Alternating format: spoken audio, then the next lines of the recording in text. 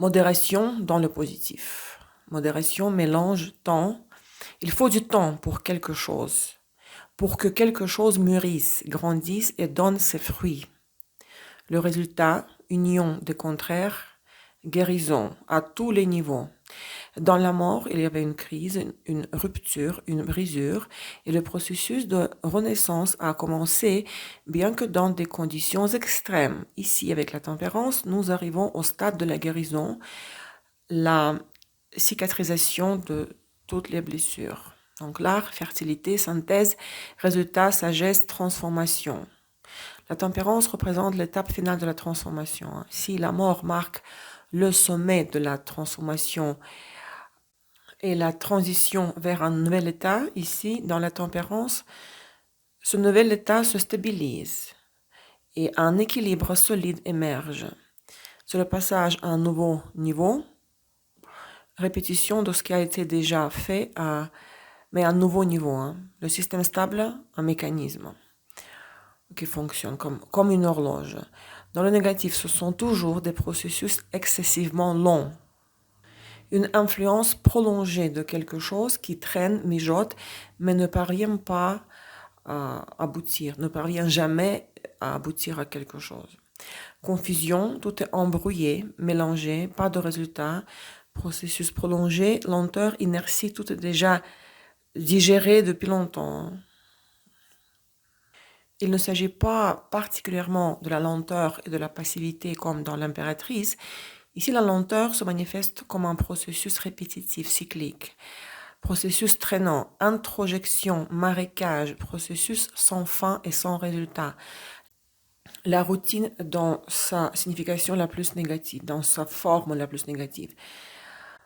La routine et la vie quotidienne est tellement monotone que cela donne envie de vomir carrément. Prenons le concept de paradoxe. Toute notre psyché est composée de paradoxes, au pluriel. Elle est divisée en noir et blanc, bien et mal. Nous l'avons vu dans l'arcane des amoureux. De l'arcane des amoureux à la tempérance, nous avons essayé de toucher, d'explorer ces contradictions, de balancer entre elles, de trouver de la profondeur, de les dissoudre dans l'arcane le pendu, de les transformer dans l'arcane de la mort et ici dans la tempérance. Enfin, nous les unifions enfin et engendrons quelque chose de nouveau, donnant naissance à quelque chose de nouveau, à une troisième entité. Ici, nous pouvons être confrontés au concept de névrose. Qu'est-ce que c'est? Qu'y a-t-il derrière toute névrose, chaque névrose? Des contradictions non résolues qui mènent à des complexes, des peurs, des crises. Si une personne classifie les réalités de la vie de manière radicale,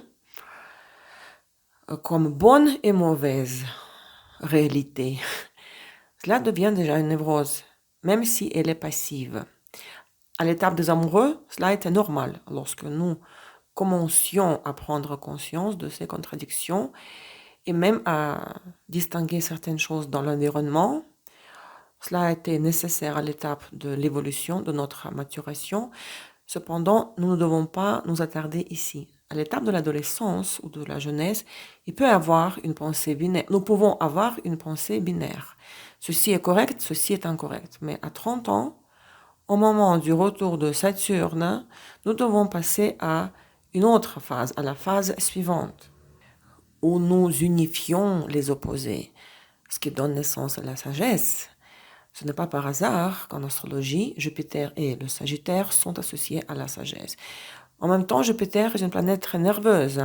C'est l'un des catalyseurs d'agitation. Qu'est-ce que c'est la sagesse? C'est la capacité de regarder les choses sous plusieurs angles, de différentes perspectives, et d'être capable de synthétiser les opposés. L'alchimie est avant tout un travail sur soi, ce que l'on appelle la grande œuvre. Le postulat principal de l'alchimie est de transformer la matière obscure, que ce soit le plomb ou Saturne, en pierre philosophale ou en or. Traçons l'analogie. La personne qui commence son chemin intérieur ressemble au plomb. Il est rempli de contradictions et de conflits. comme dans la carte Les Amoureux, symbolisant les nombreux aspects sombres de l'inconscient. Cependant, cette personne doit toujours se rappeler que son objectif est de s'épurer, de se transformer pour devenir elle-même la pierre philosophale, de retrouver son intégrité et de s'unir à son soi en l'intégrant pleinement. La psychanalyse est en réalité une forme de l'alchimie. Le problème de la psychanalyse réside dans sa base théorique souvent très lourde. Les processus associés à des actions sont lentes et retardées. Vous pouvez consulter un psychanalyste et discuter de nombreux processus pendant des mois avant de réussir à extraire le contenu de l'inconscient. C'est là qu'il est très utile de combiner la psychanalyse avec des actions symboliques, des rituels symboliques qui peuvent accélérer le processus. Ces techniques sont accessibles à travers les pratiques du tarot. Nous y reviendrons plus tard. Le deuxième postulat des alchimistes est que la nature est à l'origine parfaite et idéale. Les alchimistes cherchaient toujours à imiter la nature, à suivre ses processus et non à la changer ou la briser, comme le fait la science moderne. Ils voulaient comprendre la nature, materia prima. C'est pourquoi toutes les gravures que nous avons héritées des alchimistes représentent différentes étapes du processus, qui sont avant tout des phénomènes psychologiques. Tous les arcanes majeurs du tarot, ainsi que les mineurs, ont emprunté de nombreux éléments aux gravures et aux textes alchimiques. Il existe une doctrine très intéressante en alchimie. Les alchimistes croyaient que chaque métal contenait de l'or, que tout, dans son essence, contenait de l'or. Et si l'on regarde cela avec une vision profane et linéaire, cela peut sembler totalement absurde. Mais si nous le regardons métaphoriquement, comme nous pouvons le faire, n'est-ce pas, les étudiants en astrologie et en tarot, nous pouvons dire qu'en chaque personne, en chaque essence, il y a de l'or. Mais cet or est assombri, il est non raffiné. Et la tâche de chaque individu est de purifier son propre or, de transformer son plomb en or. Les figures du roi et de la reine sombres peuvent symboliser la fusion de la conscience et de l'inconscient, de l'ego et de l'ombre, de l'anima et de l'animus. Toutes les oppositions fusionnent. Roi et reine, chez l'arcane, les amoureux. Donc, dans la position du problème, dans un tirage, la carte dit que vous avez avalé quelque chose qui ne vous appartient pas et que vous auriez dû le recracher depuis longtemps. C'est pourquoi la carte est liée au vomissement. Chez le mat, nous avons parlé du fait que lorsque le corps vomit ou s'il a de la diarrhée, c'est une tentative de se libérer d'un poison psychologique, peu importe par quel moyen. Et peu importe pourquoi vous avez des vomissements ou de la diarrhée. Qu'est-ce qu'il va dire le Gestalt? Lorsque quelqu'un souhaite entamer un chemin d'individualisation, il doit d'abord apprendre à provoquer le réflexe de vomissement étant dans un état de calme et de santé. Pourquoi? Lorsqu'un enfant grandit pendant qu'il se fait nourrir par la mère, il refuse souvent certains aliments. On le force à manger, ce qui atrophie en lui sa fonction naturelle du dégoût. Cela nous a causé beaucoup de problèmes. Cela nous cause des problèmes dans la vie. Nous supportons des personnes qui ne nous plaisent pas ou qui nous font du tort, ainsi que d'autres choses que nous ne devrions pas tolérer. À cause de cette atrophie du réflexe de vomissement, nous avons appris à accepter et avaler sans digérer. L'introjection, c'est une sorte de poison, une toxine qui s'est attachée à vous, qui s'est incrustée en vous comme un corps étranger. L'art de Aleister Crowley représente souvent cet aspect où vous avez été empoisonné par quelque chose d'étranger. La question du tirage est pourquoi ce problème se développe-t-il? Pourquoi? Parce qu'en réalité, il ne vous appartient pas. Vous vivez l'expérience de quelqu'un d'autre, la vie de quelqu'un d'autre. Vous avez fusionné avec quelque chose. Un parasite vous pompe toute votre énergie et vous devez vous en débarrasser. Vous pensez que c'est à vous, mais ce n'est pas le cas. Ça ne l'est pas. Crowley disait qu'un véritable artiste est toujours au-dessus du mage, car il sait exprimer et manifester des parties de lui-même. Cet arcane est absolument atrophié chez la plupart des gens aujourd'hui. Après la roue de la fortune, on entre dans les arcanes supérieurs, qui sont en grande partie atrophiés chez la majorité des gens.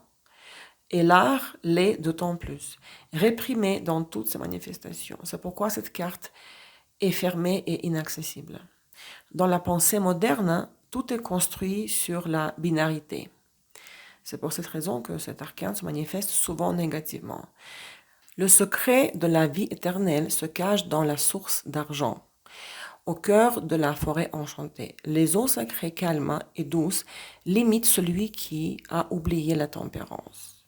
Que tu sois faible ou fort, vidé ou plein, inquiet ou trop sûr de toi, pour la source, il n'y a rien chez l'homme qu'elle ne puisse aider à équilibrer. L'excès ou le manque sont également néfastes pour tout ce qui nous entoure. Le manque engendre la tristesse et la douleur en celui qui en souffre. L'excès cause douleur et chagrin chez ceux qui entourent celui qui en est plein. D'une manière ou d'une autre, tout va mal. Et l'univers le sait, son mécanisme clé étant l'équilibre et l'harmonie. Le temps guérit, apaise, tempère et fait que tout soit comme il doit l'être, ni plus ni moins, juste à point. Alors, tout le monde est heureux, même ceux qui ont dû perdre quelque chose pour respecter l'équilibre. L'homme reçoit exactement autant qu'il peut porter. Il possède ce qu'il possède parce qu'il a mérité. Il ne possède que ce qu'il a réellement gagné. Peu importe que l'individu soit d'accord ou non avec cette situation, c'est un fait, une réalité qui demande seulement à être acceptée. Mais si la personne aspire à plus, elle doit être à la hauteur de ce plus pour en devenir le détenteur. Dans un contexte négatif, la carte signifie l'inadaptation, la tension intérieure, l'excès, l'opposition, le conflit intérieur. Les pertes comme le début ou la continuation d'une série de malheurs surviennent dans la vie de quelqu'un parce qu'il a rompu l'équilibre naturel de la vie, de sa vie. Il a eu tort quelque part, a commis une erreur et maintenant il perd quelque chose d'important et nécessaire pour maintenir son intégrité et ses réalisations. Dans le positif, la stabilité. Tout est solide. Cela ne veut pas dire que c'est forcément bien. Soit tout va mal et c'est continu, on continue, soit c'est la croissance stable. La fertilité, tout fonctionne comme une horloge, l'expérience, la connaissance, la sagesse, un profit stable, la croissance stable, les investissements. Vous investissez dans le chaudron. La mort parlait également des investissements en tant que dépense d'énergie. Ici, ce sont les investissements avec des premiers résultats déjà. Déplacement, des acquisitions importantes, fusion de projets, intégration de nouveaux domaines. La fonction transcendante intervient lorsque nous devons intégrer l'ombre, l'anima ou l'animus. Lorsque nous devons purifier l'âme pour qu'elle ne nous venge pas. C'est l'intégration des qualités provenant de l'inconscient. Expansion des services à tous les niveaux, dans tous les sens. Projet individuel, création d'une marque, quelque chose de remarquable, d'original, d'unique. Dans le négatif, les partenaires sont collés l'un à l'autre. La femme s'est fondue dans l'homme, dans son homme.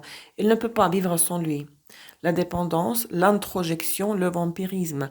La vie quotidienne, la routine et la monotonie détruisent le partenariat. Pourquoi les deux partenaires sont-ils collés l'un à l'autre? Le côté négatif de cet arcane, c'est les amoureux, la reine et le roi, vos parents.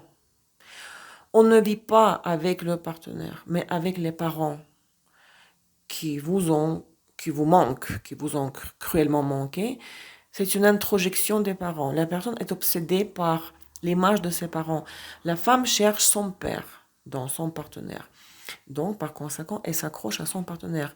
Elle n'a pas besoin de lui en tant que tel, mais elle a besoin de cette sensation du besoin du partenaire.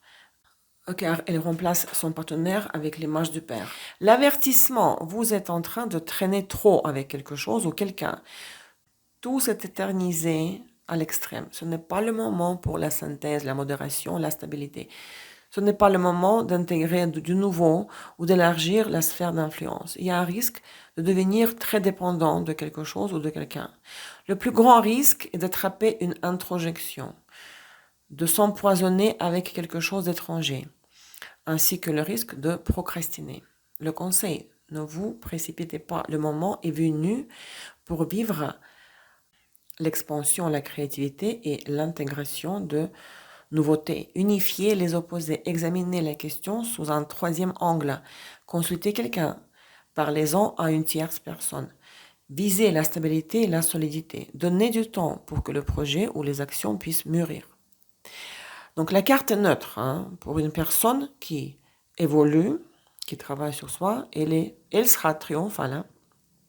Mais pour quelqu'un qui reste bloqué à un niveau de conscience inférieur à l'arcane, la roue de la fortune, cette carte sera destructrice, comme tout ce qui vient après la roue de la fortune.